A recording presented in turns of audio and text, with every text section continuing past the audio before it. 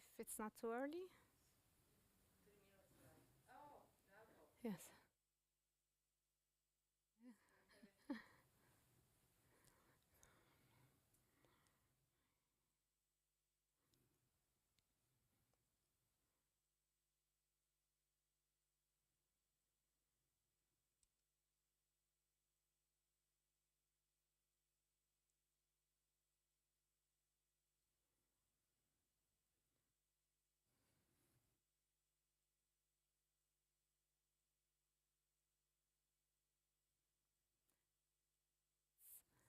Distinguished member of the European Parliament, dear participants following us online on our YouTube channel, welcome to this event of European Food Forum on food security, the importance of circularity to food system transformation.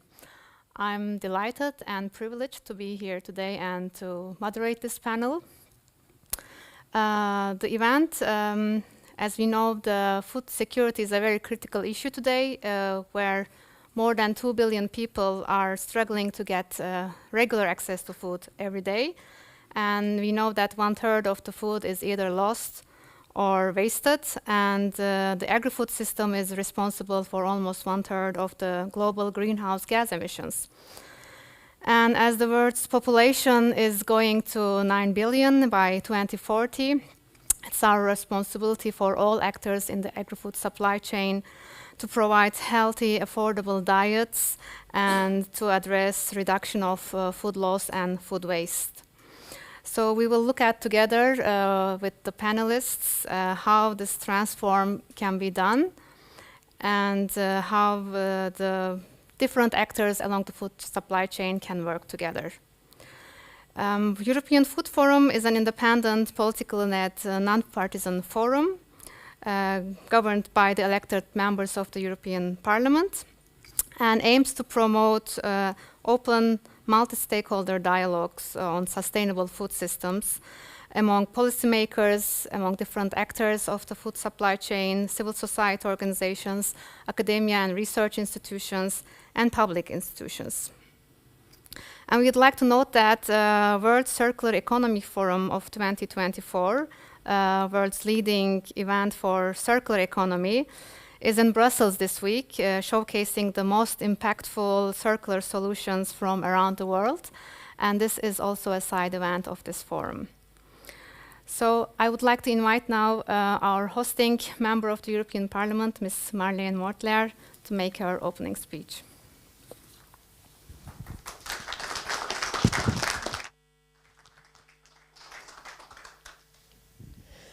Thank you. I hope it works and you hear me. Good evening. It is a great honor and above all, great pleasure for me to be your host, MEP, today. The European Food Forum has now become an established and well-known term in Brussels. Thanks, Luisella. Thank you all. Our topic today is food security and sustainable food systems. Food is necessary, even essential for our life. Because everyone has to eat and drink every day. I am a passionate cook myself. I do not only know something about cooking, but also about eating. For me, good food is a very valuable commodity that goes beyond poor nutrition, which for some is a job and for others a hobby. When cooking and eating, people have always come together to talk and exchange different opinions. Unfortunately, eating and drinking culture is increasingly falling behind. That's my personal opinion. Rituals, on the other side, are so important. They can also help a little to strengthen our democracy. But apart from that, there are always mechanisms behind European and global consumption of products that, in the best case, must guarantee smoothness. The process in food begins with our farmers. It goes through processing, marketing, consumption, and waste management, we heard. European foods are pioneers in two aspects in particular. They are diverse and they are of high quality. The EU Commission rightly writes in its foreword to the Farm to Fork strategy, we have the best, safest food with the highest quality in the world. That was and is thanks to our politics. This says the Commission. I say, we owe this quality, which is available to us every day, primarily to the outstanding work of our European farmers as well. Despite or precisely because of our high food standards, it is essential that there is always work to be done to ensure that the European food market is fit for the future. We are familiar with keywords for this, but I would still like to mention them here. The Green Deal is all about food and nutrition safety, circular economy, and therefore intelligent solutions to food waste. Our own European food production must become even more of a strategic cornerstone of our consumers. European and global supplies should be robust and crisis-proof.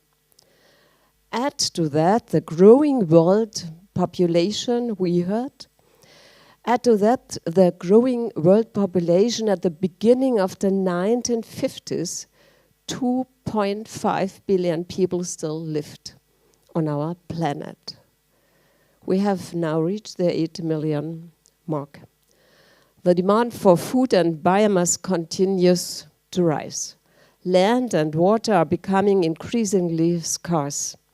The question today and tomorrow is, how can we produce enough resource-saving and therefore sustainable biomass for more people on less available land for food production, but also for feed, energy, or industrial raw materials? Sustainable food systems are a big challenge, but definitely possible. With regard to climate and the environment, agriculture and the food industry are on the one hand part of the problem, but on the other hand, part of the solution.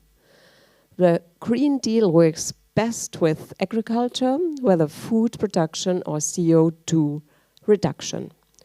Food speculation should also be given even more focus.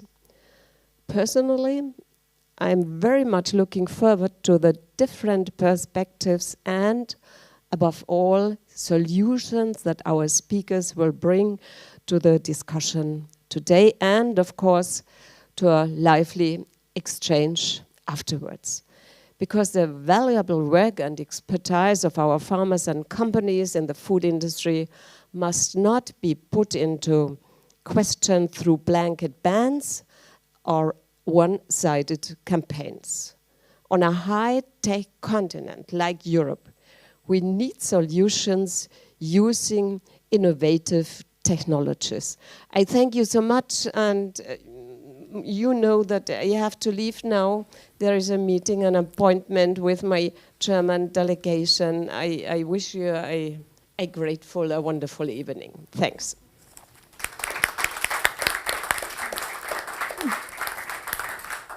Thank you very much, Ms. Mortler, for your introduction and also for your support and contribution to the European Food Forum. You will be dearly missed.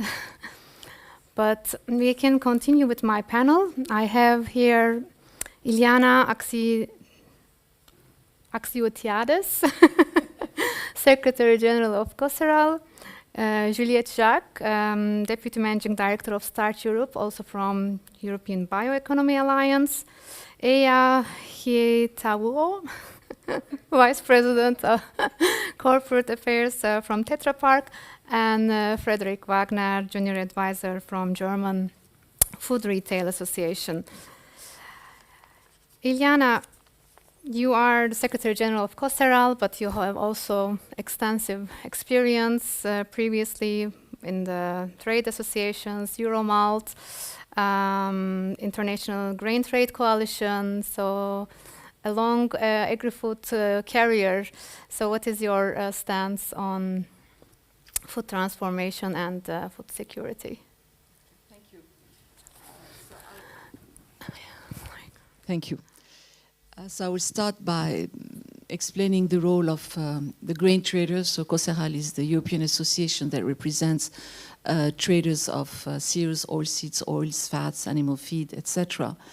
And so I would like to start by explaining the role they play in the food system, and also the contribution they make to the, let's say, the management and maybe reduction of waste.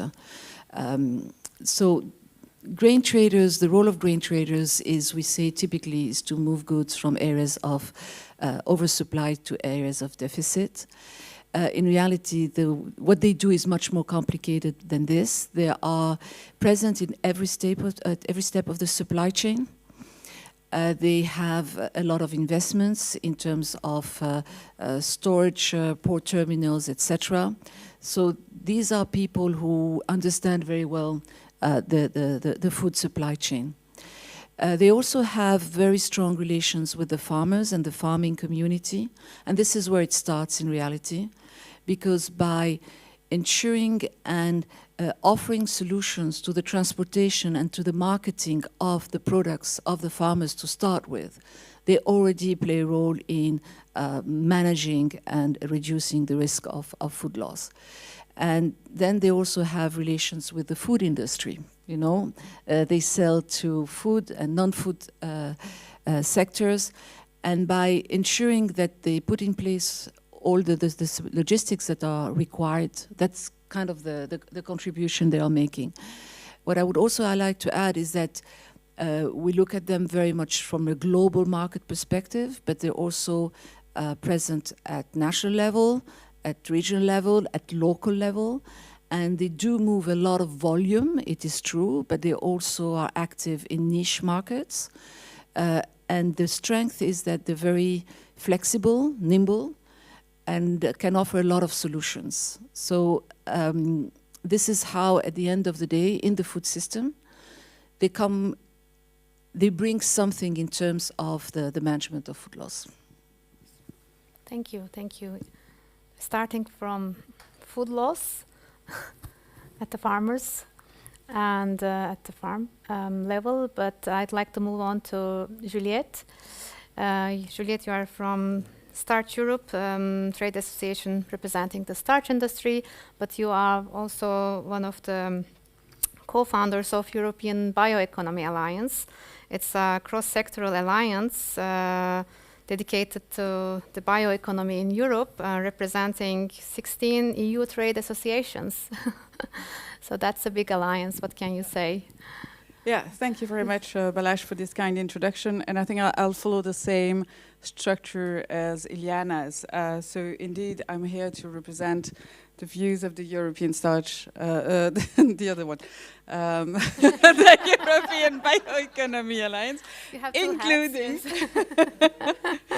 including the 16 trade associations, because I think perhaps maybe getting back to why we co-founded this alliance with people who are actually in the room is 10 years ago, so that's 2 European Parliament's mandates ago, we realized that in the EU we were very well equipped with renewable raw materials. We have a scientific powerhouse, we have a lot of innovation, but we find it difficult to scale up in terms of industrial and pilot facilities. So basically what we did was to put together the full value chain of the bioeconomy into one big alliance.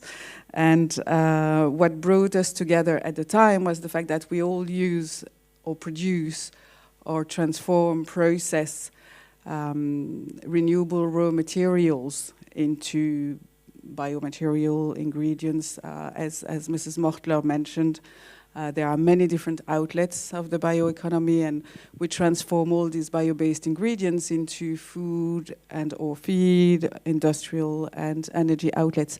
And this is the way we maximize the potential of the renewable raw materials that we use. So basically, our contribution is to what we call zero waste or nearly zero waste, because we use every single component of the plant into different applications. So every part of the plant that we process, that we grow, serves a market. It serves a purpose. That's where we come from.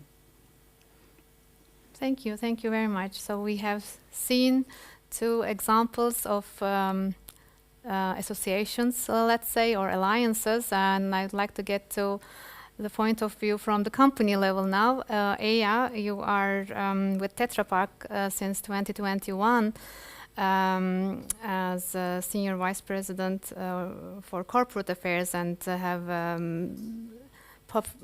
government affairs role, but you also have a background in a lot of sustainability positions, and you also had been with one of the leading global forest industry company before joining Tetra Pak. So what can you say from the point of view of Tetra Pak, how you contribute to food circularity? Very good. I need to watch out that I don't introduce myself wrongly now that you gave my background as well. But yes, so I represent Tetra Pak here, and I'd like to say a few words about Tetra Pak, because for many people, or most commonly when I first joined Tetra Pak, and when I talk about Tetra Pak, everybody thinks about packaging. It's those famous carton packages, and that's really what people see us as. But we're actually a lot more than that. And that kind of, when we nicely go through this food value chain here, what is really important is in terms of Tetra Pak, what we do actually is we have a portfolio of products and solutions which cater for different things in the food value chain. So we are also one of the world's largest food processing technology companies, providing different type of equipment, advanced manufacturing tools, and technologies for companies. Sometimes it's retailers, but very often brand owners who are producing food. So we have more than 100,000 different types of processing units out there. So we are very much present everywhere globally in 160 countries, and have a lot of responsibility, of course, for the food also which is being processed. And one of the areas, so last year we came up with this kind of a new sustainability framework for food system transformation, and I'm happy to have Katie here in the room, who actually leads our sustainability work in this area. And we try to identify what could companies in our part of the value chain do in context of food security, reduction of food waste and loss, decarbonizing, and all these right things which we need to do in order to heal the global food systems. And one of the areas that we very much are invested in is the reduction of food loss and waste. And within our part of the value chain, it's actually super interesting, because it's a topic that many people and also politicians do not recognize and understand the role. Because if in a given economy or geography you don't have processing capacity on the ground, when you have climate change hitting, you have extreme weather conditions and all of that, at the harvesting time of the year, there's a lot of waste that happens, or a lot of loss of harvest. So having processing available, different type of technologies, really is very impactful. And during the processing part of when you make different types of foods, there's also a lot of losses. So valorizing some of the waste can be really, really important. So we, for instance, produce or we provide technologies a lot in the dairy industry, and there's amazing nutrients and different type of side streams, even just by production of regular milk, that could be valorized. So in terms of looking at the different roles, I think we believe that in the processing and packaging part of the value chain, there's a lot of opportunities to discover, and we'd be very happy to promote some of those solutions and collectively engage in these areas. So that's what we do. And Thank I wonder you. what the next person here does. Yeah, thank you very much for your introduction. And yes, the next presenter is Fred from German Food Retail Association. And Fred, you also have a background in the retail in one of the leading German retailers before that. So how do your members approach to the issue of food transformation and food security? Yeah, thank you, Bajak. And thank you, dear Luciella and EFF, for inviting the German food retail today here. Yeah, food security and circularity for food security is a very big issue for the German food retail. So we have to work on that, but let me say first something about food security.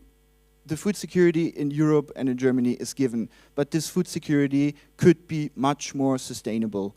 And therefore, we work on that, on food security, on circularity, and I will give you a few examples. But yeah, the food security in Europe is given, and when we think about the last crisis we had, we could solve all these problems we had when some products haven't been in the shelves in the stores, but it worked, and yeah, we could solve the problem. But yeah, we have a lot of problems. We are facing climate change. We are facing the loss of biodiversity, and therefore we have to work. And let me give you some examples of the German food retail, what we are doing to get better in circularity. First, I want to mention the National Pact Against Food Waste. And last year, 14 big retailers in Germany, they signed a pact against food waste. And we want, so the German retail food retail want to tackle food waste around 50% till 2030 is the SDG 12.3 goal. And it's focused a lot of on consumer education, and but also, let's say, cooperations with social entities like food banks, for example. And this is very good working example. It's voluntary and it works very well. But we are also very active in recycling of materials. We have a big retailer group, and they try to work with packaging, to recycle the packaging, the own brands, up to 25% till 2030. So, but for sure, the other retailers are trying to reduce the packaging where it's possible, and consumers are going to be informed how to dispose in a right way, and so that recycling is still possible. But we have also a lot of cooperations with regional farmers. So let me mention one big retailer is very active over there, and so we have shorter supply chains, for example, and it's working very well, and a lot of innovations too. There's a retailer who is working together with Appeal Sciences, and they developed a layer for fruits and vegetables.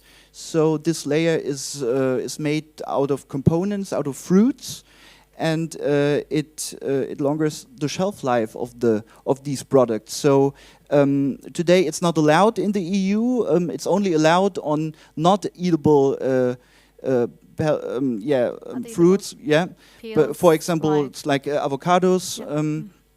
But it's allowed. It's already allowed in the US and Canada. So it would be great if we can have more of such innovations here in Europe, and this is very important. And yeah, the German food retail sees itself as a big driver of innovation. So we hope that we can help to make the food chain much more sustainable and circular.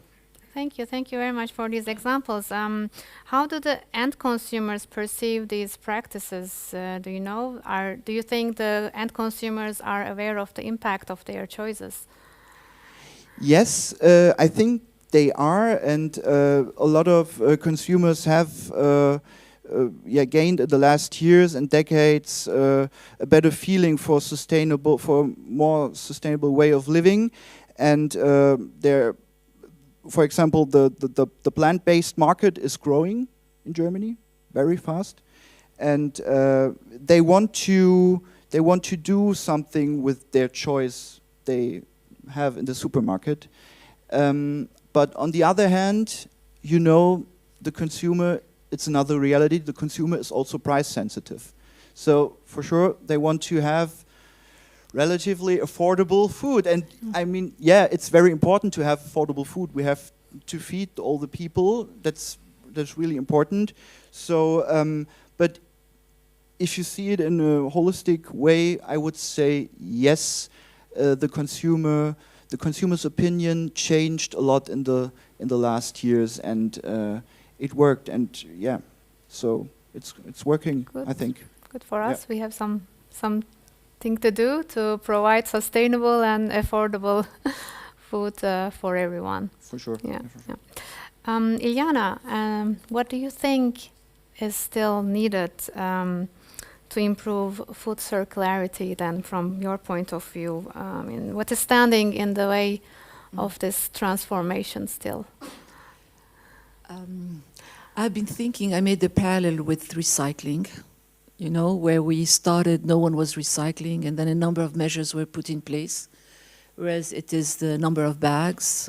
Where I live, they only pick the garbage once every 2 weeks, except for the vegetables and fruits, etc. So if you don't want things to stink in your house, you do separate. You know what I mean? So things like that. The fact that that's an incentive too. Yes, I think I was thinking about this. I made the parallel with recycling.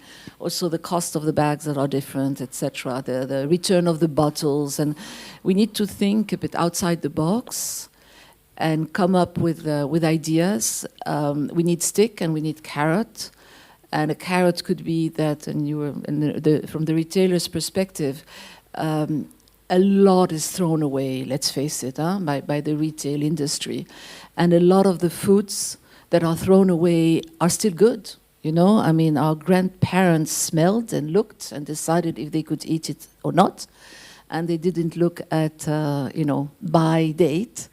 And these could be made available at a very small price for consumers. So instead of throwing it away, it puts certain things into question because you want to be able to refill your shelves. And I'm sorry, I'm looking at you, shouldn't point of you. But what I'm trying to say is that I believe there are measures that have not been considered, and a lot could be done really to avoid food waste beyond just saying we need to avoid food waste. Yeah. Mm-hmm.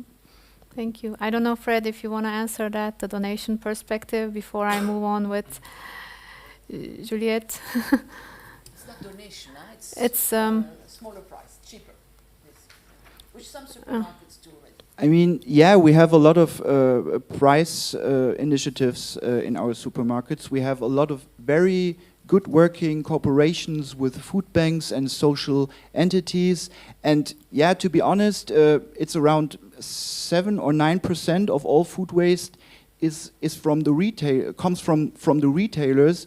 A lot comes from the consumers, and it's almost 55%, I think. I'm not that sure, but it's a very high number. So you're absolutely right. We try to educate the consumers, and we want to give them also to say, just look at the product, smell, and maybe try a bit, and then you will see maybe you can still eat it. But you're right, food waste is everywhere. Yeah. So maybe the differentiation between the use by and best before days, and this is also not very clear in every market for every consumer.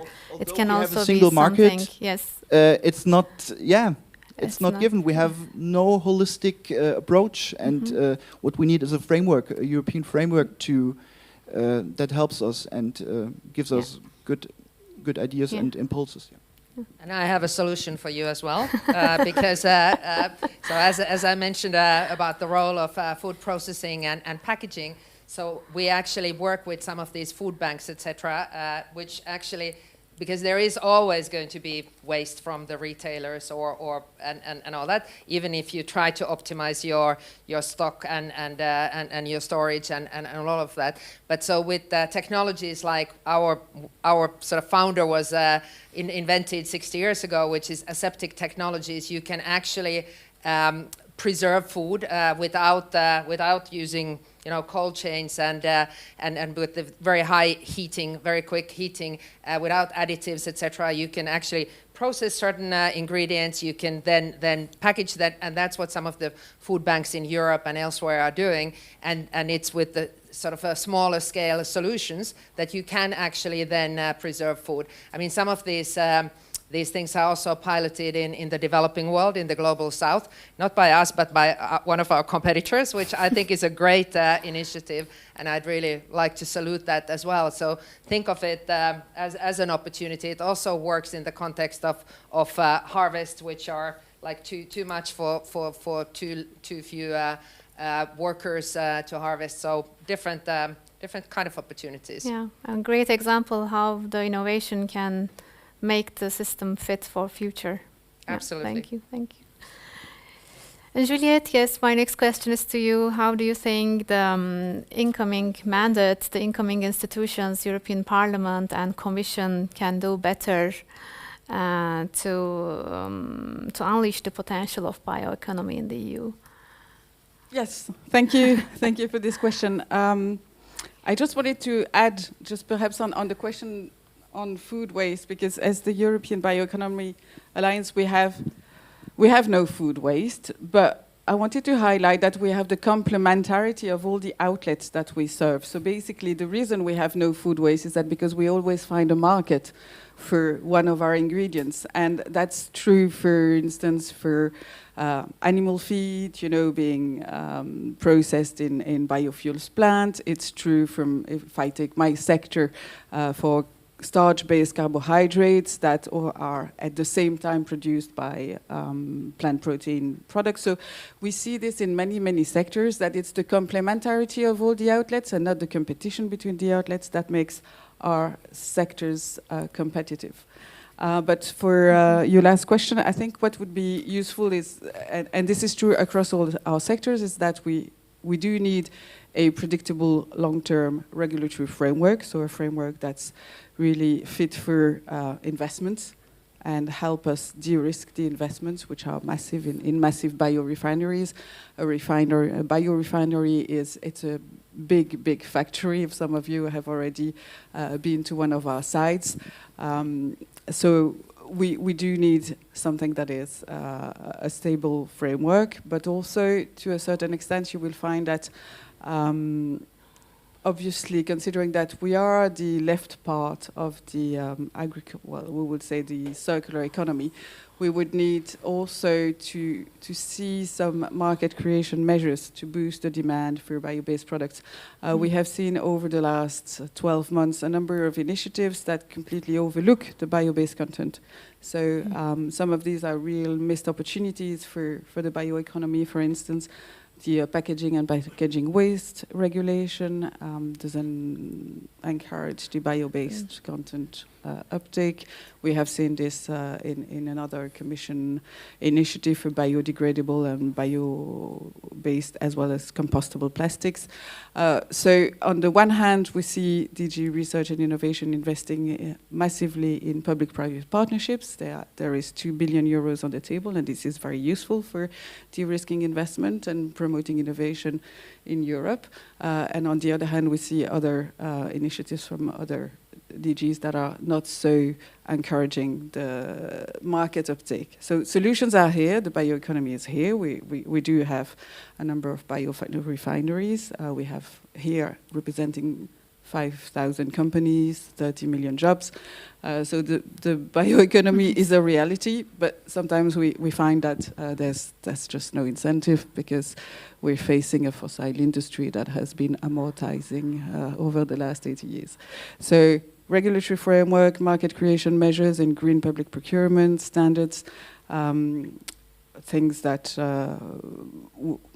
would basically put the bioeconomy at the center of the future policies with, for instance, the creation of a vice president on the bioeconomy. Bioeconomy.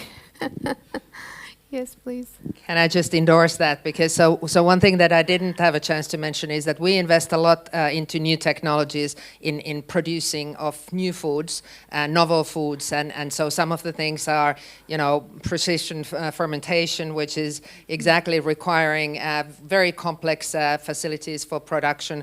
We work, on innovations with startups who want to use algae or fungi and resources like that, which require investment and incentives. And I think this is what we appreciate the fact that there is an existing very solid and important and secure food industry in Europe, but we also need to think to the future, and this also provides a lot of opportunities for exports, etc. And we see now that a lot of these small startups, they are actually moving to the US or elsewhere. Singapore is the one place where you actually have opportunities to already better regulatory framework. So I think that was a really good point. Mm-hmm.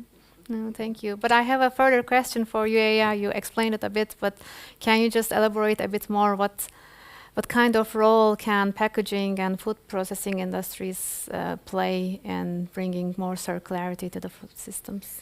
So maybe looking at this area, which we already discussed, the food loss and waste, I think it's a very concrete example. And within the sustainable food systems regulation in Europe, we are going to have certain areas which are going to hopefully accelerate this, but also on the waste framework directive and looking at, for instance, the measurement of food waste in the processing part of the value chain, and which is, I must admit that even though that we have very innovative solutions, we've also been in business for 60 years. So we have a very solid 60-year-old installed base. And so to incentivize these kind of valorization of waste in the food production, you would actually need to, have some kind of for small and medium-sized companies, for instance, you would need to have some incentives. But there's a lot of opportunities to do this. And we have some great examples. I could be going on and on about these things. But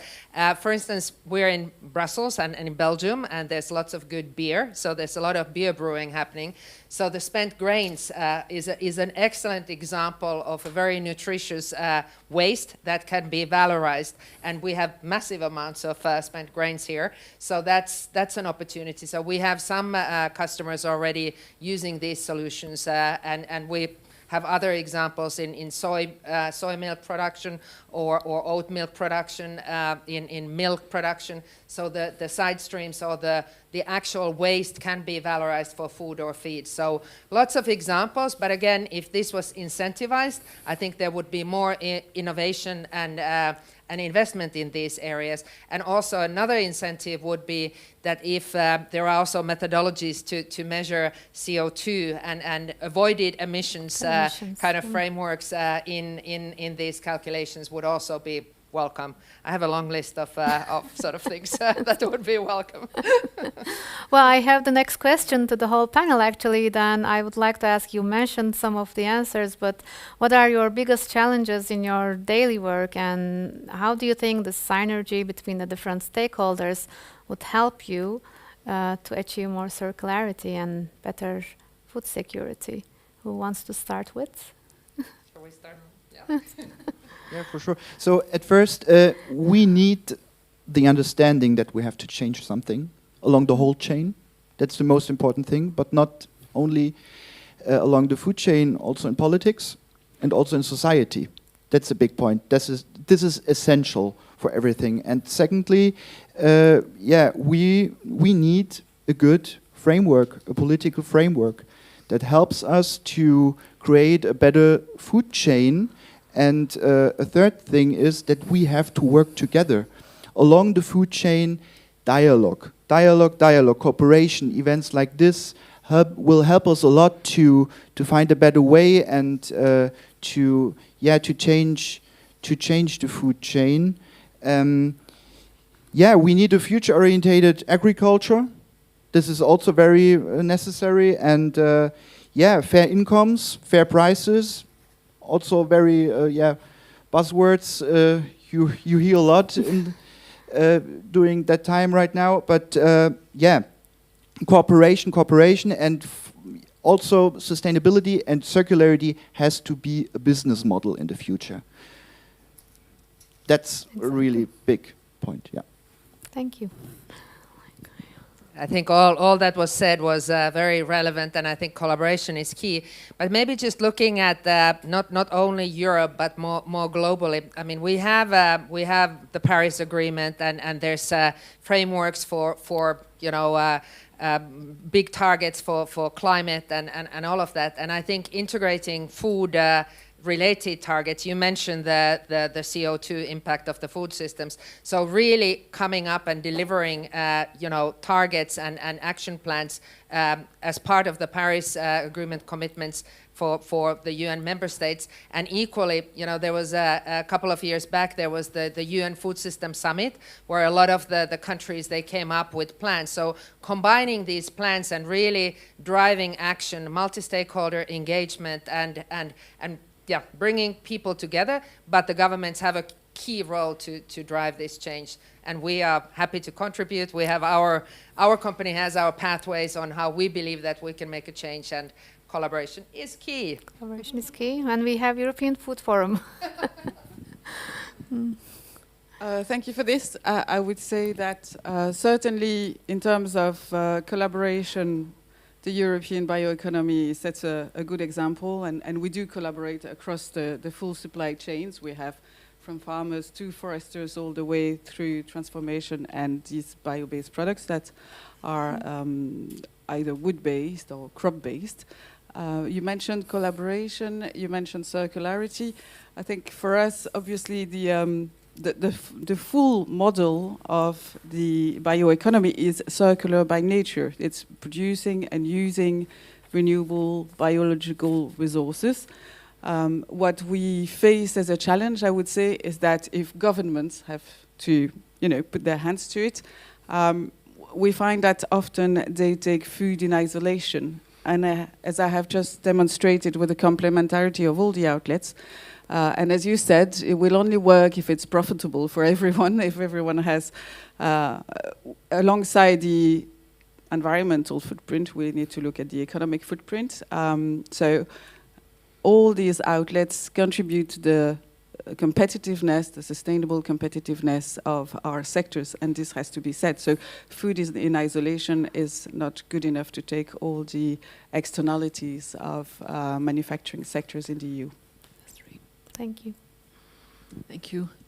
I entirely agree with what was said, and what I find is missing as well is a harmonization of understanding, if I may say it like that. What is a food system is not understood to mean the same thing for different, for different entities and parties within Europe, and then you start looking at other countries as well. So I think this is something we're missing. also I find that we have a lot of rules and regulations and measures, etc., but they do not necessarily fit in one strategy. You know, something that all the parts are put together, and it's a little bit what you said in a certain way, you know, and we see where we're going. And I find it's interesting now in the debate with the CAP reform, and if you look at, you know, the previous CAP reform, what happened is with small measures, and at the end, a few years later, it catches up with you and there's a problem. Also because different member states understand the European policies differently. So that's why I start by harmonization, which does, you know, it's like let's have a kind of overall strategy, make things, all the parts are in it. Juliette is talking about, you know, various players, the food, the non-food, etc. I think this is what we're missing. Thank you very much. I think the buzzwords are harmonization, regulatory framework, collaboration, and participation. I would like to open the floor to the questions from the audience or from the chat if we have any. Don't be shy. You can raise your questions. We have a question first. Yes, please, sir.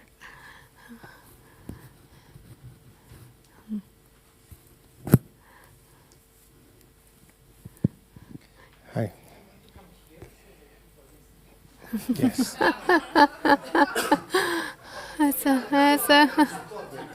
She said, "Don't be shy." So good afternoon. Thank you for all the information that you had. I'm Glauco Bertoldo, Mission of Brazil to the European Union. And as you said, there's a need for a new framework and a new legislation or actualization of the current legislation for that. And the MIPs represent the people, the society, the consumer. And I've seen some misinformation about the consumer here in Europe, especially what happened in South America. But when we start to look at the elaboration of the discussion of new legislation, how you can go step back and perhaps dismiss any misinformation that we have about the food produced in outside Europe.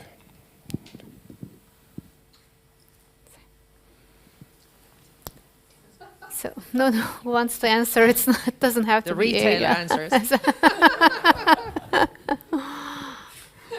Yeah, I mean, so it's a good question. So you mean that we here in Europe say you in South America produce food in a bad way, for example? Or what did you mean? Could you yeah? Take for example, some retailers that Yeah. says that they will not buy from beef or cattle from South America, from Brazil. That's one example of that, because not all the beef that comes from Yeah. Brazil Yeah. is related with deforestation. This Yeah, the for sure. deforestation For- regulation, okay. I think. Yeah, for sure. Deforestation Yeah. free. Also, the consumer knows that the very fine prosciutto that we have here is fed with, Viviana can help me with that, with the soybean that comes from Brazil, or part of it. And it's important for the chain here, the supply chain here, to have the prosciutto. So this example that we have to put in the mindset of the consumer that we have a part that is done outside here. Okay.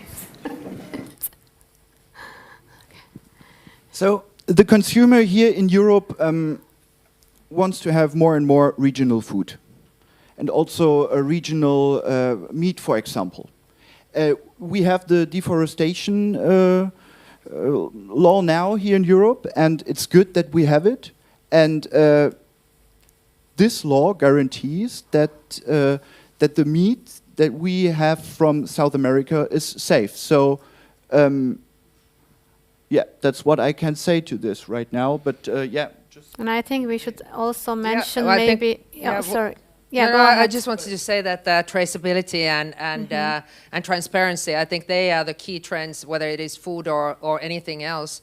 And I mean, global trade in food is never fair, is it? Because of the subsidy systems globally, etc. But in terms of consumer perceptions, I think what is actually proposed and already available in Europe is regulation increasing transparency and traceability. And whether it's all okay and whether some create barriers of trade, that we can argue maybe further. But yeah. But it's increasingly visible also in the free trade agreements that we conclude.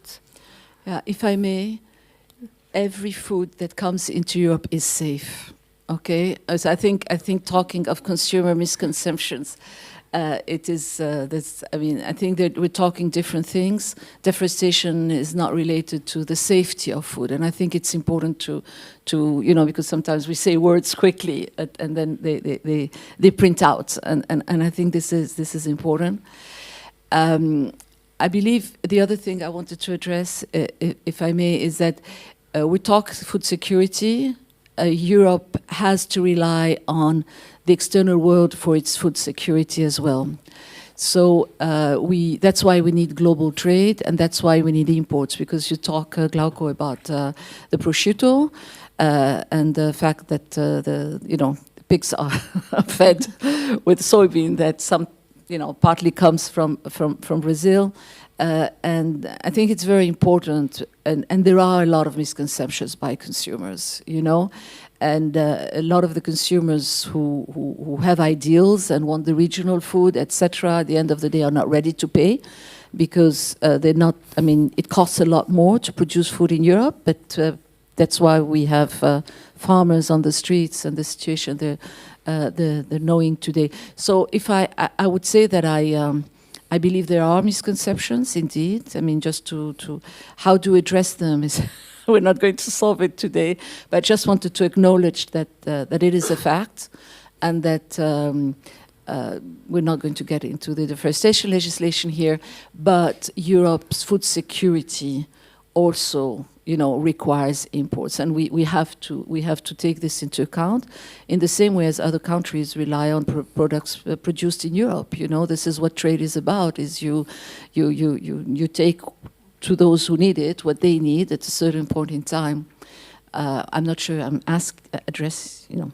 answering your question, but I just wanted to say that I believe you're making a good point and that we understand it. Thank you. We have a question also in the chat. From Xavier Noyon from EBB. I don't know if he's in the audience, but he asks, can I have your views on the importance of biofuels production and food and feed autonomy for the EU? Juliette, would you like to answer that? Yeah, sure. So, that's typically what I was talking about, so complementarity of the outlets. So, was it biofuels or biodiesel? Yeah. Biofuels. Biofuels. Yeah. So, in essence, what we do in Europe, we produce the crops through stringent rules of the Common Agricultural Policy. We transform them. We basically use them to go into several outlets. So, for instance, there are some of the biorefineries that use either maize, wheat, sugar beet, and produce both food, feed, as well as biofuels. So if I take the examples of the biofuel sector, for instance, I know for a fact that biodiesel, they produced more animal feed to feed the pigs with non-Brazilian, but EU crops. It can also be imported crops that are being transformed into the plant. So it's just to say, again, complementarity, no competition. We see no competition of, food, feed versus biofuels, because the biofuels plant, they produce essentially, in some of the cases, it's equivalent. In other cases, it's more food than fuel. Thank you. Any other questions from the audience or in the chat? Yes, please. Okay. Yes. Okay, it's a common question, but Can you introduce so yourself? I'm Nicolas Vium, working for ICL, manufacturer of fertilizers. So I think you said a lot of relevant points. So first, my comment is I agree that when it comes to circular economy in EU, it's kind of contradictory because at some EU is pushing it, but as soon as you really want to implement it, you comes into a lot of regulatory hurdles and barriers and obstacles that you need to overcome, and that's make it really complicated. And once you do it, and there's the question is coming, once you do it and you have a product that is coming, for instance, you recycle nutrients, so you use the waste, you recycle, you make it a fertilizing product, that's what we do, and then you want to sell it to farmers. But of course, recycling product has a lot of benefits. I mean, you reduce waste, it can have carbon benefit, etc. But it can be also a bit more expensive. And the question is, how can we, because the farmer in the end, you know, they are price sensitive, probably even more than consumer are. And in the end, how can we reward the farmer that are making the right choice, you know, that are choosing to use those new recycled product instead of other type of product that are mined or something, and that has to come from, in the end, I guess, from the consumer. So how can we, from the consumer, maybe the retailer first, and then all the food chain reward the farmer for those practices? That was a remark rather than a question, I think, or is it still? The question is how can we implement, or how can we reach to the consumer level and farmer level? Yeah. Thank you for the question. I think we can try answer this on how to. It's how do we basically create markets? How do we boost the demand for this? Particularly, you will always find that if you compete with, let's say, the fossil-based industry in our case. So we use renewable, we don't use fossil-based raw materials. We compete with an industry that has billions of subsidies and also 80 years of amortization. So our processes are new, our technologies are new. I mean, we also have the traditional ones, but the ones that I have a perfect example where we will always be a bit more expensive. And the customers, be it the farmers, be it for us the B2B food and drink or feed or industrial customers, they will want, if they pay more, they want an increased performance, but most of the time they will want the increased performance at the same price. So that's where your governments come in, because they can basically set the framework. It can be consumers, customers, public procurers, but I mean, we know that there are a number of market creation measures that can boost really the demand for bio-based ingredients, bio-based products, indeed products made from secondary raw materials. So you will find that in some of the legislation, you find this, for instance, in the public procurement legislation, you should try and add a criterion. For us, we want to add the criterion of renewability, because we believe that renewability is an added it's an added advantage. I mean, in your case, it could be a secondary raw material, for instance. And this should be par on par. And it's all a matter of creating a level playing field with your competitors. No? There is a question in the back from the lady. You just... Sorry? Hello, good afternoon. My name is Agnese Litti. I represent EU Specialty Food Ingredients.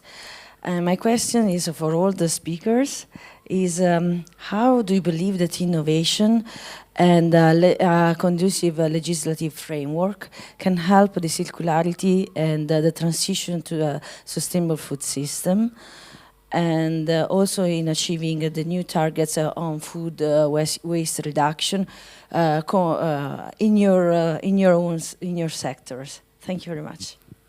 Thank you.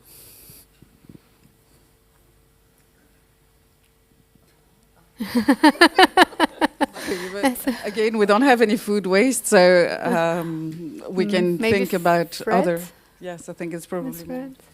Yes, you know. I think the question actually is a bit similar to what you just posed, because also in terms of ingredients, the circular ingredients or circular raw materials, they often have a different price tag, and it's basically there is no easy solution, but there should be more incentives to actually suggest to produce those. That's you know, like if you do, for instance, in our case, if you would deploy technologies, for instance, to valorize the side streams or waste streams from processing, there's always a cost for it. And if we look into the example that I shared, the brewery example, I mean, the actual waste, the end product that you can create from that side stream, it has nothing to do with beer, so it wouldn't be in the regular portfolio of a brewery. So there needs to be something that is going to economically incentivize that production. I mean, I do really believe that there needs to be that. But maybe I can take another example. This doesn't answer your question, but it's something that we haven't discussed, which actually kind of boils down to the reduction of the waste in the first place. And you know, I've spent now 2 days at the World Circular Economy Forum listening to Ellen MacArthur Foundation, who is a partner of ours, and all this. And it's the design of anything and everything that counts most. And in terms of food as well, it's the food design ultimately which is the basis of the circularity, because if you have the right ingredients, you would and the right processing technology, and you know exactly how you're going to, you know, you would design the processing also for the actual outcome. That is when you create true circularity. And this is something that, you know, coming from the packaging industry, we are living and breathing design requirements and all that. So maybe we need that for food as well. That was just my kind of inspirational thinking. Yeah, so you spoke about innovation. So innovation is very important, and if it would be easier for companies like Appeal Sciences to step into the European market to protect the layer of a fruit or vegetable with to longer the shelf life, it would be great. Like innovative things like these would be great. And yeah, you talked also about the framework about So I don't know. It was in the parliament. I think around our sector wants to tackle food down about 50% till 2030.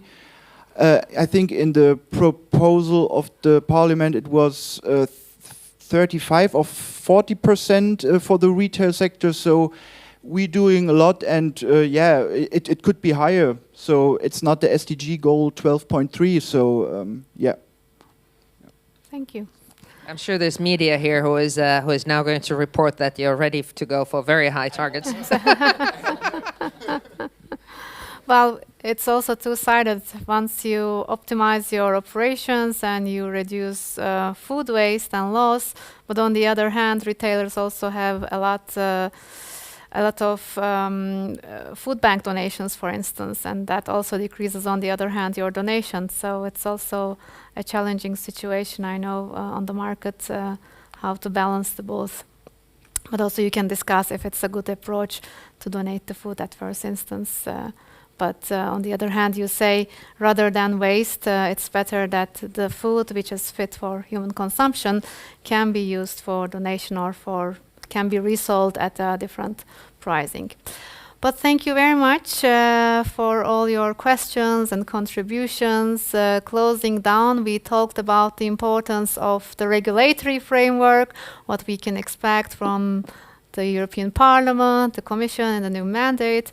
I would like to get your attention to the upcoming European Parliament elections in June.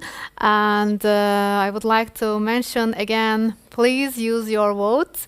Your vote counts, and every vote counts. We had a historical turnout in the last elections in May 2019, just over 50%.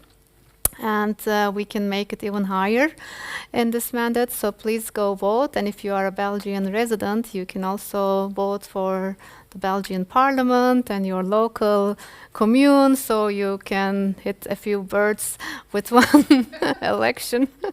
So please do, and thank you very much. Thank you, EFF. Thank you, Luisella and Rezi, for the organization and the panel, all the speakers. Thank you very much. I would like to meet you again in the upcoming events after the elections in the new mandate.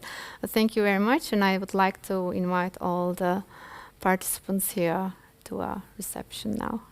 Thank you.